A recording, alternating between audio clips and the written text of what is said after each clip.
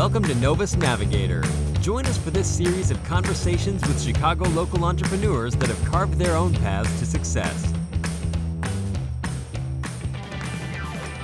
Thank you for being here. Thank you, Annie, for being here.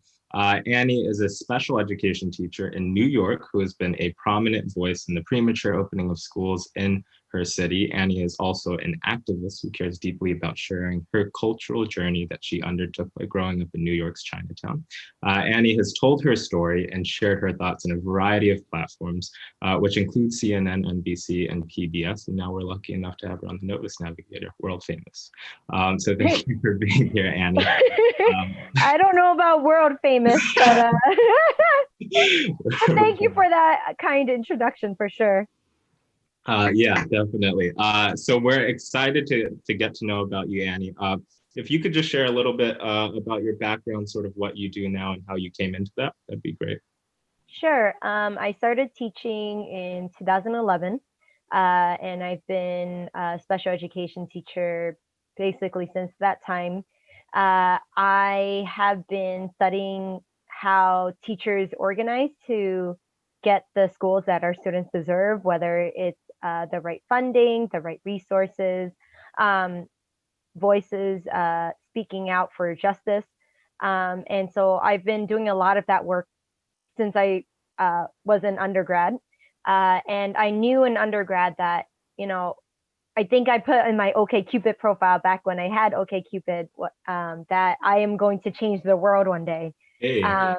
Because, it's, as a teacher, like, I knew I wanted to make change on like a small scale within a classroom, but I also wanted to do it on a larger scale and affect the education of many students across the nation, if possible. And especially since our public education system today is made up of majority students of color, growing up here in Chinatown, where I still had majority white teachers, I felt like it was really important for me as an Asian American and Chinese American woman to represent in the classroom, but also speak up out loud for the rights of our students, the rights of our teachers, and our communities, and really set an example that students could follow and teachers and families could follow, so that, we could say out loud, for example, Black Lives Matter, or we could stand for affordable housing, for healthcare. Yeah, I think it's been really important, I think, as a practice for me to know I have to speak up so that others know that they can do the same. Got it.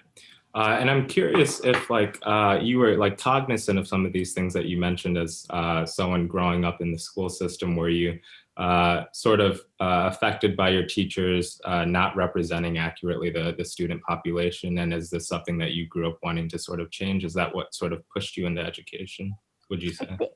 I think K through 8, I grew up with mostly Chinese students. Like New York City's Chinatown in the 90s and early 2000s was 96% Chinese students. So I got to really be myself. There were different ways you could be Chinese, whether you wanted to listen to K-pop and J-pop, or you wanted to be a Twinkie, yellow on the outside, white on the inside, whatever iterations you get of being American, like especially as a kid of color. I just got to explore what it meant to be Chinese and American at the same time. But then when I left for high school and I took a test to get into a magnet specialized high school here in New York City, it actually desegregated my schooling, where I saw a lot more Black and Latinx and white folks. And I realized there was something wrong with that while I loved growing up K through 8 in Chinatown, it was not okay for me to only grow up with Chinese people. And I think growing up that way, and especially still, again, with mostly white teachers, because I think my profession is about 80% white at this point. Like, you don't get the fullness of an education when you're not being represented, right? And I think through my schooling, through the the curriculum that we studied, I only learned about really 3 events that happened to Asian Americans, which was the Chinese Exclusion Act, Japanese internment, and the Vietnam War. Mhm. And that's trauma, trauma, trauma. Yeah. Like looking at people of color through a deficit lens, right? And oftentimes when you're, you know, looking at people of color in history, that's kind of how we're presented. I remember in a creative writing class, I read Zora Neale Hurston's Their Eyes Were Watching God and reading about Black joy, but then Black trauma at the same time. I was like, there's more stories out there that need to be told all the time. But I don't know those stories because we've been, I know of students that say they've studied Huckleberry Finn or To Kill a Mockingbird 3 times in their curriculum, but there are so many BIPOC stories out there, and BIPOC people to talk to about what the world looks like. And that's not to say white teachers can't. It's just when the curriculum and the personnel are overwhelmingly white, how much can you grow from there, without other people bringing in different viewpoints?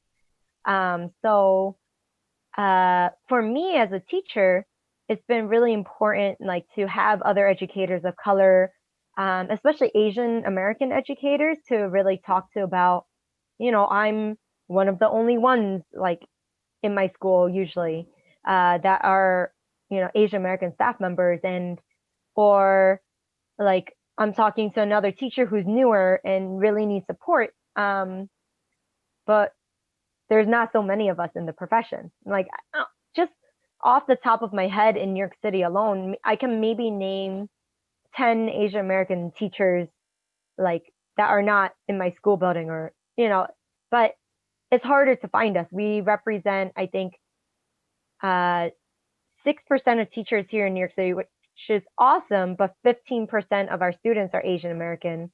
And then across the US, Asian American teachers only account for 2% of all teachers, when we make up 6% nationally of students.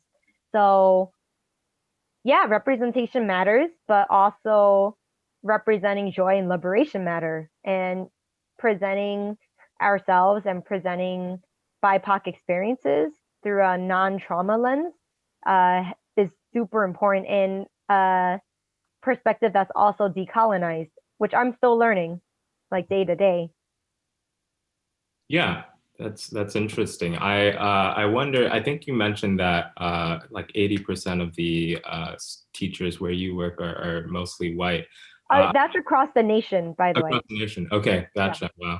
Wow. I wonder if this is something that's like, if it's steadily, more accurately representing the student populations, and what you might attribute that to, if you think it's going too slow. Do you have any ideas about how, that process could be accelerated? How we could get more representation in sort of the school system and the teachers there? So there have been pushes to diversify the teaching force. Unfortunately, just like with the SAT, there are standardized tests that are culturally biased. And, I've definitely taken tests where I saw something about a porch, or about a stoop, or like, I might know what a stoop is growing up in New York City, but I don't got no porches. Like, that's not a thing, right? But there, like, even now, like, I have questions in the math curriculum that I have to give to my students, and then they might be about golf courses. My students don't watch golf. I don't know anything about golf, right? So for our students to have those questions, and then for our teachers to have to take exams that are culturally biased like that, that means we have teachers of color who have passed student teaching, who have gotten great remarks, like, and passed their programs at schools, but then go and take these tests and can't pass the test for some reason. Mm-hmm. So that's one barrier, but you also can't teach if you don't get to college. And we've just seen the rates of students of color going to college and finishing in the first place not being as high. So there's got to be a real push towards that, for you know, not suspending students K through 12. We have a disproportionate amount of students who are Black and Indigenous getting suspended K through 12, which means they're probably not going to go to college at the same rates as white students, unfortunately, are. And then finally, if you're looking at, admissions to elite colleges, right? We'll notice that uh, legacy status as well as playing sports has gives students a higher percentage of getting into colleges than affirmative action even allows for in terms of diversity, right? So there's a lot of institutional barriers, but also just systemically, we're treating our students from a trauma and deficit lens that unfortunately makes it so that a lot of gatekeepers keep the doors closed. I was very lucky as an Asian American to have positive stereotypes on me, right? People thinking I was really good at math or I was very quiet and studious and obedient. And oh, Annie over there, like she matches the mold as a East Asian Chinese kid. And so we're gonna elevate her and give her the test prep she needs in order to get to that specialized high school and the SAT test prep so she can get to the SAT, so she can get into college. And then you get to college and you're like, but life is not about tests. Teaching is not about tests either. So there's a lot wrong with our education system that I've had to really come to as an educator. Like, am I going to teach my students how to communicate well and discuss and listen to critique and analyze?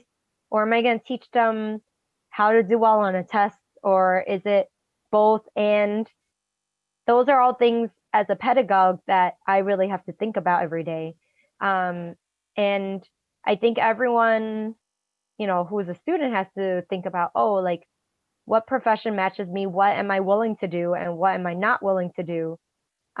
Anywhere you go into, including teaching, you're going to have to think about what you're willing to compromise and what you're not.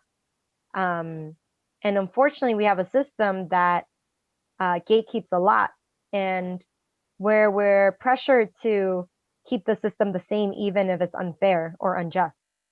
And that's why I'm an activist today, that, a lot of my special education students, it's disproportionately students of color who are referred as a student with special needs, students with disabilities, when sometimes those students needed support at a certain age. They needed someone to listen to them.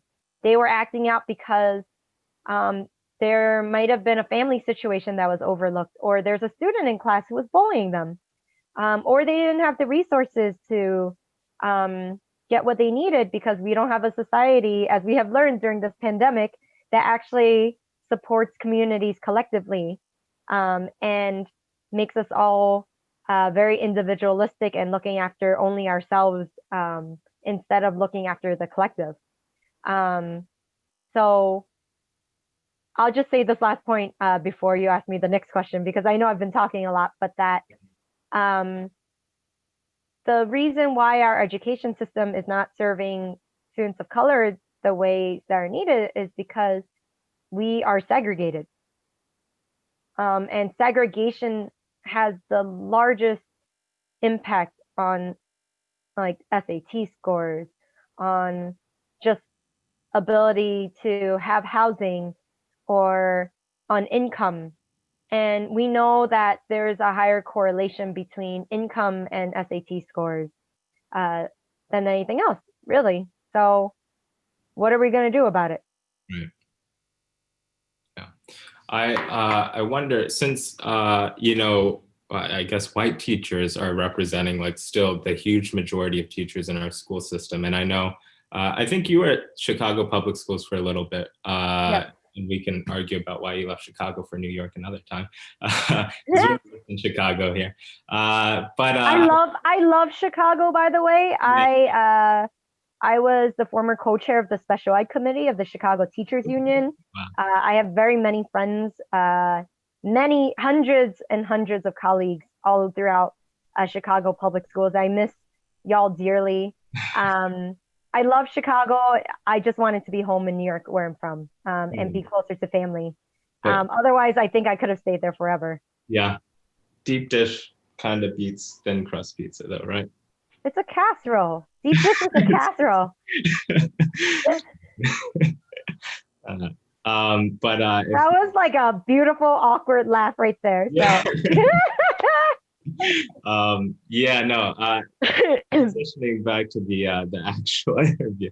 If we've got these teachers that are not representing the actual student population, what would you say to those teachers, and what would you say to the administrators that actually lead those schools? How could they better connect with their students if they're not actually like representing them culturally?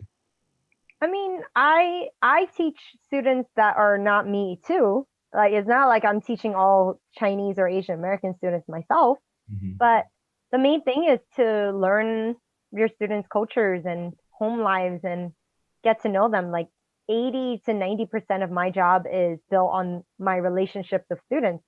Have you ever had a teacher you hated and learned from them?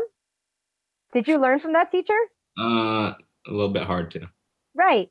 And so when you stand there and like a teacher actually really sees you and where you came from and are interested in like what you eat and like what your family celebrate and what's important to you, right? You're probably going to learn a little bit better from that person because they know and care to know a little bit about you and your cultural background and what's important to you, right? And I think that just goes for all teachers. Like, I think as long as we adopt this mindset that we don't know everything, that we, according to Paulo Freire's models of thinking, like, we're not just banking information into students' brains and then expecting them to be empty receptacles for our, like, putting in of information. Like, if we treat students like they bring in valuable life skills and experiences and information that should be brought to the classroom, then that would totally radically shift all classrooms. Because I feel like so many teachers feel like they're and this is just what the teaching profession is, though, like that we're saviors, right? And there's the savior model of education that, like, if I just teach this kid how to read, if I just impart my knowledge, then this kid will be okay in life, right? But that's not okay. That implies that I'm better than the student. That implies my culture is better than the student. And that implies that the student has no value that they bring into the classroom. And no student wants a teacher that's like that. Like, that's not okay, like, in any regard.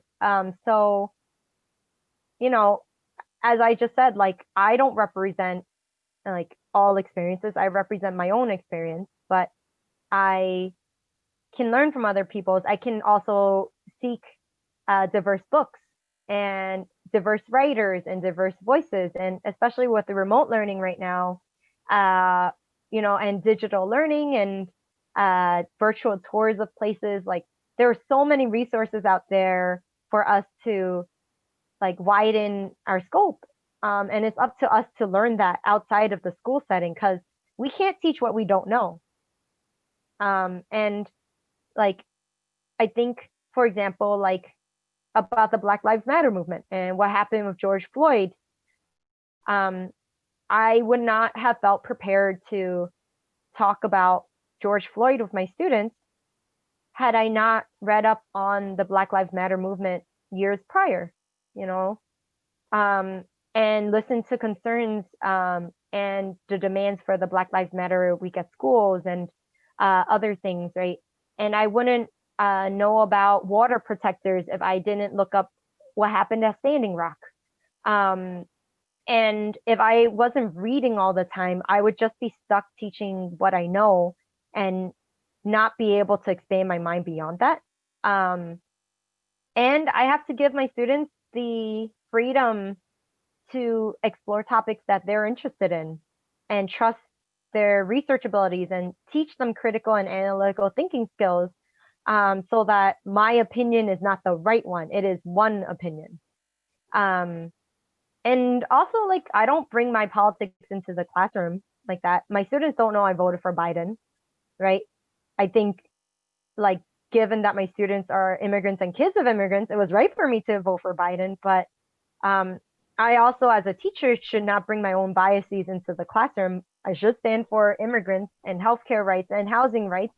But um, yeah, like there's ways to that teachers should not indoctrinate students in their own opinion, but we should always broaden and we should always let our students have freedoms to discuss and create spaces for our students to be able to discuss in our classrooms. Gotcha. Yeah. Cool. And I don't want us to go too over, but I do want to get this last question in before I hand it off to Brendan. I wonder how you've sort of seen the pandemic influence education. How has it influenced your students? How has it influenced your own work and your own health and safety? Maybe we can talk a little bit about that. Sure. When schools closed in March here in New York City, we were very relieved because honestly, like a lot of us teachers were joking that like schools serve as babysitting sites or childcare sites, right? And that, they would never close schools. And the reasoning behind and sorry, I'm hearing like sirens in the background, and that's very concerning. Anyway, a big reason why Mayor de Blasio here in New York City didn't want to close schools is because he said, what will happen to homeless students or what will happen to people needing food, right? And then I thought to myself, when do schools become the site for shelter and for food? That just goes to the fact that we're a very weak country in terms of supporting our people. We are not collectivists. We very much focus on ourselves and our own individual selfish needs. And that's why almost 300,000 people are dead today of coronavirus here in our country, because we didn't prioritize community care at all. Schools are that place, but should not be the only place. So in April, I had a small classroom of 12 students and 3 paraprofessional assistants and myself, and we had 13, 14 deaths from coronavirus during that time. And that was very scary and reminded me that, right, we're remote learning because we're trying to keep each other safe right now. And now, today is November 29th, and Mayor Bill de Blasio said we're going to reopen schools after having shut down schools on November 19th, saying that, elementary kids, our youngest kids and our special education students may not transmit the virus as much as the older kids, even though right now New York State has the highest, like in terms of the past week, we've had the highest increase in infections across all of America. And, people are saying schools have to reopen because businesses and the parents have to go back to school. But it's, again, a complete show of, oh, we care more about these businesses. And this is Trump's doing. He did not provide community relief. And that's why businesses and bars and restaurants have to remain open right now. Whereas in like Europe, they're being paid to stay home in lots of places so that they don't spread the virus.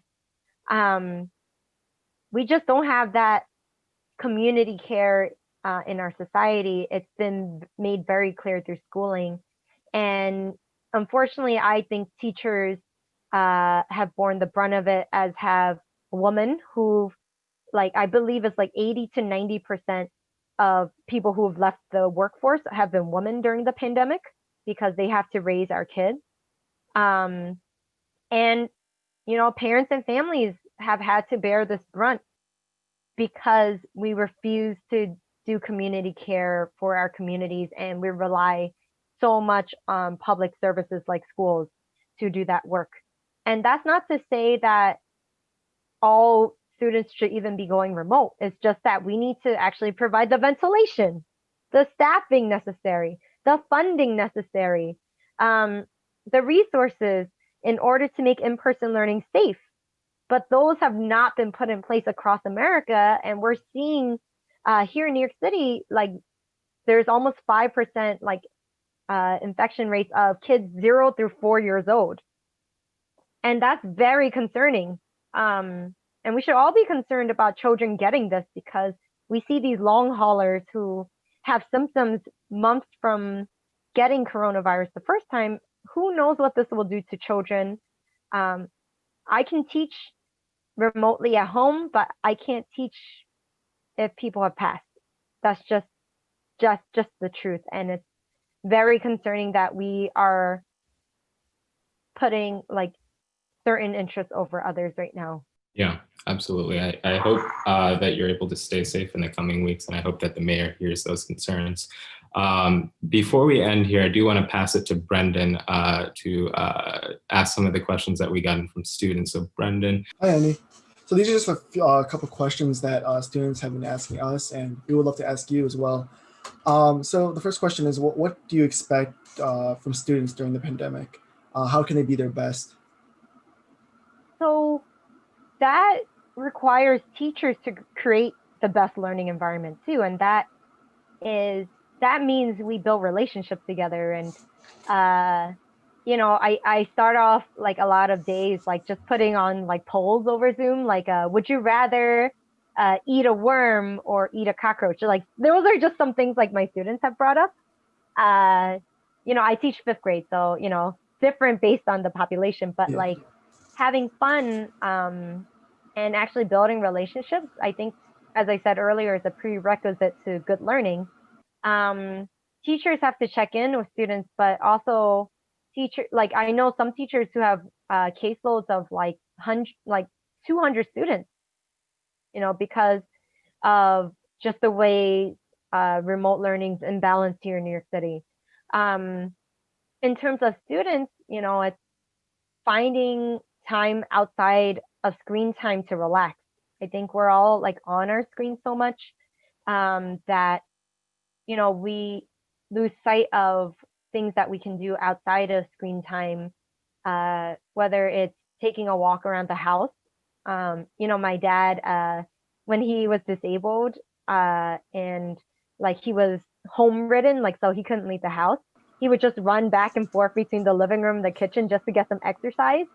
But there's finding things to do like that take time away from screens. I know I get Zoom fatigue, and the research shows that kids who have their cameras on all the time actually struggle because they are just waiting for a response and are hyper aware of how they look on screen. But if students actually have their cameras off, sometimes it actually helps them relax and focus on the listening, or sometimes even with asynchronous learning, meaning like they're given tasks to do by themselves and doing them independently, it takes a lot of pressure off. So there are some students who are actually thriving during this time period because they don't do well under teacher supervision for whatever reason. There are a lot of students, unfortunately, though, that don't have Wi-Fi or don't have the devices needed to really do in-person learning well, remote learning well. So I really encourage schools to check in on students, whether they have the Wi-Fi and the devices. I know here in New York City public schools, there's, I think, 70,000 students who still don't have devices, unfortunately. And that's not okay. But I find for myself that like, if there's any place in the house where you might be able to plop a table or might be quiet, I know a lot of my students have like cousins or grandparents in the house all the time, and it gets very loud, and they're all trying to do remote learning all the time. Asking your school if they can provide headphones, finding a bedroom that no one is using. is really important. So, we're just, all of us are just trying to do our best right now. And remembering that I think there was someone saying that us staying home and us not seeing our relatives and not seeing other people is the ultimate act of love right now. And reminding ourselves, like, not of what we've lost, but what um what we're gaining and what we are fighting for, and fighting for a vision, rather than all the things we miss right now. Yeah, it's actually great that you bring that up because it kind of ties in more into our next question. So I was wondering, what advice do you have for students that are struggling to adapt to online learning? I know you mentioned a lot about making sure your environment is adaptable and you can talk a little bit more clear and have your camera on. Do you have any other advice for students? Check in with your guidance counselors, your school counselors, the school social worker. That's what they're there for, to try to help make your remote learning situation and your home situation better. Sometimes, like, I remember during this pandemic, like, the past year, like, we were providing counseling services to parents who really needed it.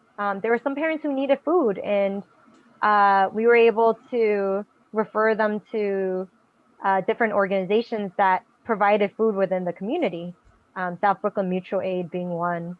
Um, and, I think this pandemic has really taught me to advocate for my own needs. That's something I, as a kid of immigrants, am terrible at, saying out loud what I need, um, and trying to see if it's possible to make it work, or at least even just saying it out loud and not being able to get it at this moment might just be like a major relief off your shoulders, because you're just like, right, like, I'm struggling because I don't have a notebook. Like, and like, just even saying out loud, I don't have a notebook. Like, oh, this is like the basic stuff that, like, I need to get through this. But, like, and then, like, really this time you've got to unfortunately advocate for yourself in a way that uh, you never have before, because it's not like a teacher's there to, like, see that you don't have a notebook or a pencil. Like, I often ask my students, do you have a notebook in front of you? And then I'll offer to mail paper. I have mailed paper to my students before, Oh, and pencils and other things, because my students needed it, right? Um, it's hard. It's really hard right now. And we just have to know this is not forever, what we're doing. This is an act of love and an act of community that we're in our households right now, doing what we need to do. Um, and hopefully you've got people in your life to talk to as well. I think the things making me sane as well are my oldest friend, who is also my roommate. I know people may not feel as safe to talk to their parents, but they're there for you, your cousins, your siblings, uh, your friends. Like, also just see if you can contact your friends.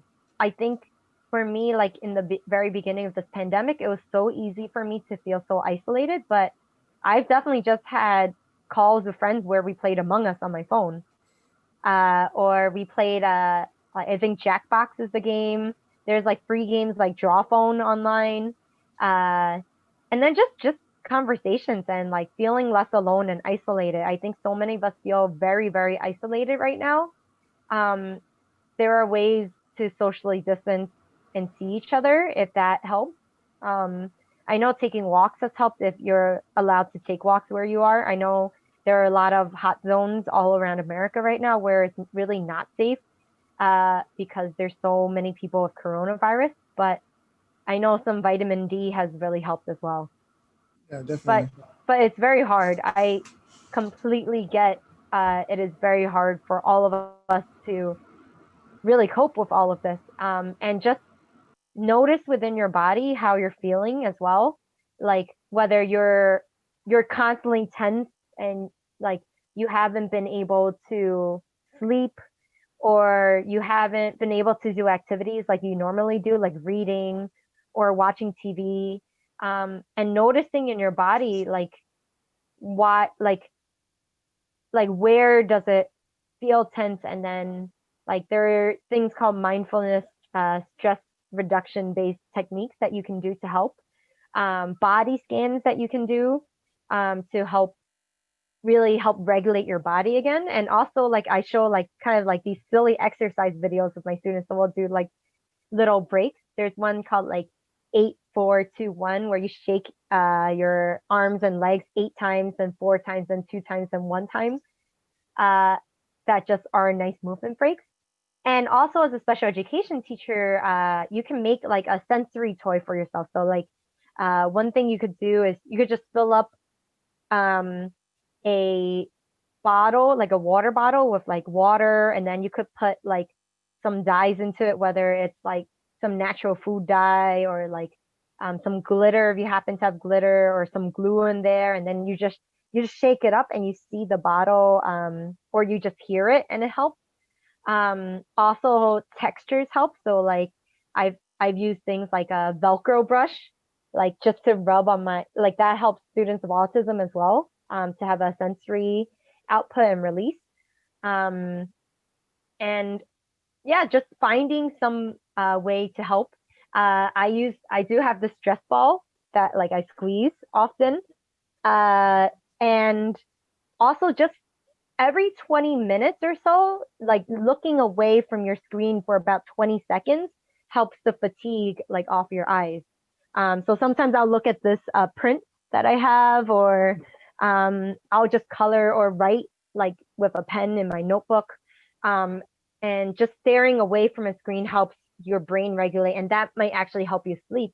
So does exercise. Exercise can really help you sleep right now in these really hard times. Yeah, I know definitely. that was a lot of things, but No, that was great. Hmm. It's a whole completely different environment and timeline we have to adjust to and adapt to. Yes. Oh, and another thing, I've seen this done with my students in person. Just get a bag of cornstarch or flour, Mm. and then put it inside like a balloon. You can get like a pack of balloons at 99 cents, or like 12 of them or something, and a box of like cornstarch or flour. And then you just stick some flour cornstarch into the balloon, tie it up, and then it can be like a little Oh, stress similar ball to for you. that. Yeah, Yeah. it's perfect. Mhm. Keep that in mind for myself. Yes. We do have one final question we can wrap up with, and that is, how do you encourage students of color to have a stronger voice in education and business? In terms of their education, it's just being quiet. For me, like I just gotta shut up and know when to let the kids talk. And that's been really hard over Zoom for sure. But like giving the kids unstructured space to talk as well has been really important so that they know their voices are important. There are some students who don't know how to read in my class. So we start with writing their voice and having them copy and paste what they say out loud. So like I'm scribing and they realize, oh, like these are my words. And then they start associating phonetic sounds and letters with what they're saying. And then they get motivated because they're like, oh, I want to write down what I say, especially in remote times. There's actually been some anecdotal evidence from my classroom that my students' reading levels have increased because with digital literacy and us all having to be online all the time, you have to have a level of reading and writing in order to chat back and forth on Zoom or on like a instant messenger on Among Us, or just reading instructions for a video game that you're playing. So there are some benefits to remote learning that a lot of people, uh, you know, have been seeing. In terms of business, um, it's again like speaking up. Like I think oftentimes I'm 31 years old right now, and I am surprised at some of the things that come out of my mouth, not because I'm scared of them, but because I didn't think I had that thought and I didn't think I was as brilliant as I was. And it's just constantly not letting that imposter syndrome get to you, that feeling like I'm not good enough, or I'm not strong enough, or I'm not important enough, stop you from saying what you need to say. And I've been able to be on things like the Moth Radio Hour and PBS because I have honed that voice over many, many years. And as I keep practicing speaking up, I realize, oh, like someone needs to hear this because this is something that I needed to hear when I was younger. And that's why I'm a teacher today, that someone needs to hear what I'm saying and then use that to improve their life. It's great to hear that you can be that voice for the many people that are scared to speak up or may have to practice a little bit more. But those Right, are all the questions. And I was just going to say that it's okay for you to be anonymous right now, like in sharing that, that there can be trusted adults that you share things with and who can voice that for you. So like a lot of what I do is also listening to other people and not trying to talk over people, and trying to get the viewpoints in a way that's humane and empathetic, and humble. And I think those three things go a really long way in building relationships and community. And that's really what we need to be doing moving forward during this pandemic, to just be kinder to each other right now. Yeah, definitely. Yeah. Thank you so much for the advice and the answers you provided for us. I mean, those are all the questions that we had, that I had for at least for the students. I think Josh will have some closing remarks to conclude. Thanks again, Annie, for joining us. Super appreciate it. Thanks for sharing your journey with us, your thoughts. It was all super insightful. I think your kids are lucky to have you, and I think kids around the nation are lucky to have you voicing some of their feelings, realness in education for them. So thank you. Can I say one more thing, actually? Yeah, absolutely. That I think I've had the courage to speak up because there have been so many mentors that have spoken up. Like I was thinking today of the quote from Frederick Douglass that power concedes nothing without a demand. And that going back to what I said earlier about our needs and us dictating what we need right now, we cannot fight for what we don't know what to fight for, and I know, so I'm related to, I'll just say that there have been so many people who have fought before us for us to have the rights we have today.